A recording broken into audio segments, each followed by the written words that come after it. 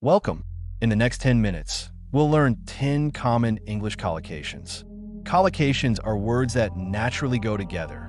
Learning them will make your English sound more fluent and natural.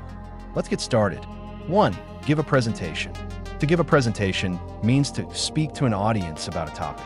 Example, tomorrow, I will give a presentation on renewable energy at school.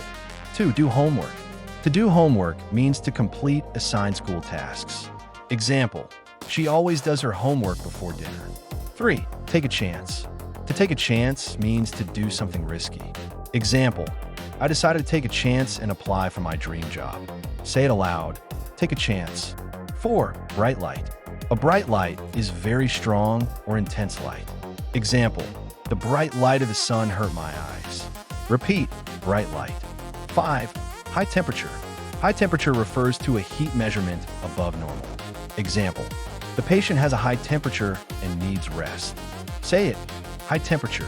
6. Rich person. A rich person has a lot of money. Example, the rich person donated millions to charity. Repeat, rich person. 7. Job interview. A job interview is a meeting to discuss a position. Example, I have a job interview next week at a big company.